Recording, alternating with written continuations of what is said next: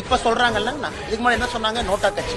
அவங்க தானே சொன்னாங்க. இப்ப அந்த புத்தி வந்திருக்குல்ல அவங்களுக்கு. இதுக்கு முன்னாடி என்ன சொன்னாங்க? நோட்டா கட்சி. கூட்டணிக்கு பாரதிய ஜனதா கட்சி கொடி பிடிக்க கூடாது, கொடி இல்லாம 2019 தேர்தல் பிரச்சாரத்துக்கு வரணும், தேர்தல் பிரச்சாரம் நாங்களே பண்ணிக்கிறோம், நீங்க சும்மா இருந்தா போதும், 5 சீட்டு வாங்கிட்டு கூட்டணி. இதெல்லாம் சொன்னது யாருங்க? நோட்டாவை தாண்டி வருமா? 3% தாண்டுமா? இன்னைக்கு அதிமுக என்ன சொல்றாங்க? நாங்கள் ஒன்றாக இருந்திருந்தால் ஜெயிச்சிருப்போம். அது சொல்றதுக்கு இத்தனை வருஷம் ஆச்சாங்க. அது சொல்றதுக்கு இத்தனை வருஷம். இதையே முன்னாடி சொல்லல, இதையே முன்னாடி சொல்ல. பாரதிய ஜனதா கட்சிக்கு தமிழகத்திலே தலை நிமிர்ந்து நடக்கும் அளவுக்கு எங்களுடைய தொண்டர்களுக்கு மரியாதை வந்திருக்கு. அது பெரிய விஷயம். ஒரு தொண்டனுக்கு ஒரு கட்சியில மரியாதை தர. என் தொண்டனுக்கு தலை நிமிர்ந்து நடக்கிறான். 23 இடத்துல கட்சி கொடியை பிடித்து ஓட்டு கேட்கிறான். 30 ஆண்டுகளாக போட்டியிடாத தொகுதியில போட்டிட்டு இருக்கிறோம். 20 ஆண்டுகளாக தாமரை போகாத இடத்துல ஓட்டு வாங்கியிருக்கோம். இப்படிதானே கட்சி வளரும்.